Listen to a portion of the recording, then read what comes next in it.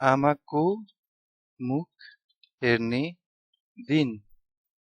अब यसलाई हामीले नेपाल भाषामा यसरी भन्न सक्छौं मा यु ख्वा स्वे गु दि। मा यु ख्वा स्वे गु दि। मा अर्थात आमा भइहाल्यो, मा यु अर्थात आमाको, ख्वा भन्नाले फेस भयो, स्वेगु दि अर्थात हेर्ने दिन, दि भन्नाले दिन हो। अब यसमा नै अब आज थप्नु पर्यो। आज आमाको मुख हेर्ने दिन। आजलाई थौं। यसमा थौं लेख्न मलाई आएन, तपाईहरुले एकचोटी ट्राई गर्नु होला agentacast.com/nepali-typing मा यहाँ हेर्न सक्नुहुन्छ। यो वेबसाइटमा हो agentacast.com/nepali-typing। खास हुनुपर्ने कस्तो हो भन्दाखेरि खास हुनुपर्ने यहाँ माथि दुईटा यस्तो यहाँ तल आकार आएर यो दुईटा माथि हुनुपर्ने हो थौं।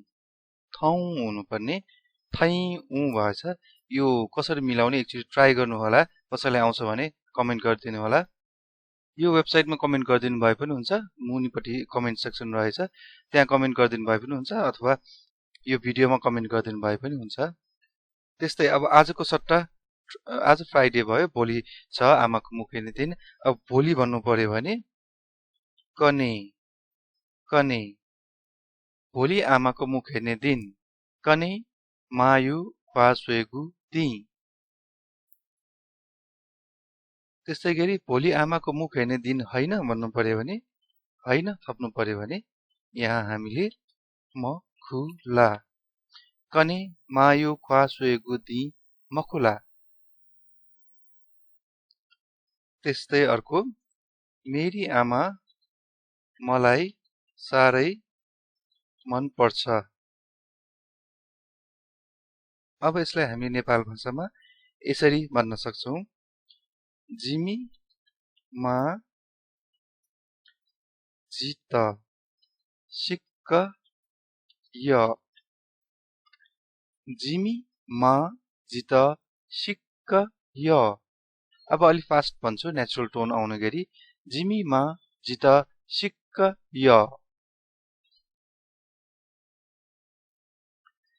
जिमी मा अर्थात मेरी आमा, जित मलाई, सिक्क य अर्थात सारै मन पर्छ।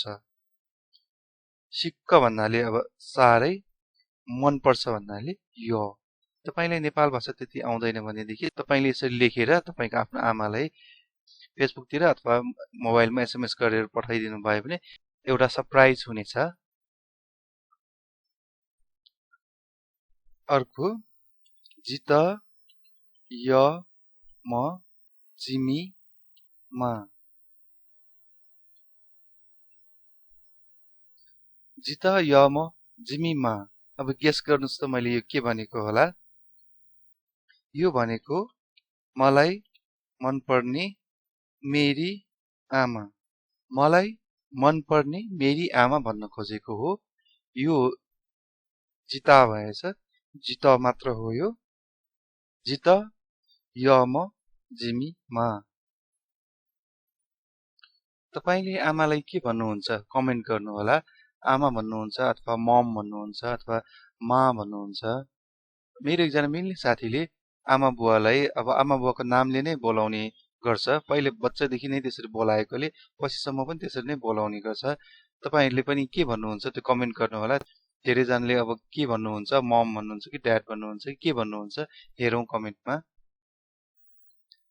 अब यस्तो भन्नु पर्यो हामीले तपाईलाई धेरै माया गर्छु आमा भनेर मेसेज पठाउनु पर्यो हामीले। अब नेपाल भाषामा हामीले यसरी मेसेज टाइप गरेर पठाउन सक्छौं। छन्त यको मतिना याना मा छन्त। यहाँ चन्द्रबिन्दु राख्दाखेरि अझ क्लियर हुन्छ। छन्त यको मतिना याना मा। छन्त भन्नुको अर्थ तपाईलाई अथवा तिमीलाई। तिमी तपाई दुवैलाई हामीले छ भन्छौं नेपाल भाषामा। यस्तो छ भन्छौं हामीले छ। यक्को भनेको धेरै भयो, मतिना अर्थात् माया भयो, याना अर्थात् गर्छु।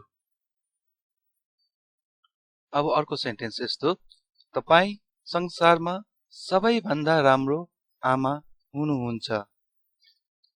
छ संसारे दक्ले बालाम बालाम मा ख छ संसारे दक्ले बालाम बालाम मा ख छ संसारे दक्ले बालाम मा ख छ अर्थात् तिमी र तपाई अघि भनेको जस्तै, संसारमा अर्थात् संसारे, दक्ले बालाम सबैभन्दा राम्रो, बाला अर्थात् राम्रो, हुनुहुन्छ अर्थात् ख, हो पनि ख नै हो। म तपाईको बच्चा, अब यो भन्नु पर्यो भने जी छङ्गु म चा, जी छङ्गु मचा, जी अर्थात् म भयो, छङ्गु अर्थात् तपाईको, मचा अर्थात् बच्चा, बच्चालाई हामीले मचा भन्छौं। आजको भिडियो कस्तो लाग्यो? मन परेदेखि लाइक, शेयर, सब्स्क्राइब पनि गरिदिनु होला। अनि तपाईले आमालाई के भनेर बोलाउनुहुन्छ, मा, मम, मम्मी के भनेर बोलाउनुहुन्छ, त्यो पनि पक्कै कमेन्ट गर्नु होला। लाइक र शेयर गर्दिन नभुल्नु होला। तपाईको एक लाइक र शेयरले हामीलाई अझ नयाँ भिडियोहरू बनाउनको लागि हौसला मिल्नेछ। Thank you. शुभ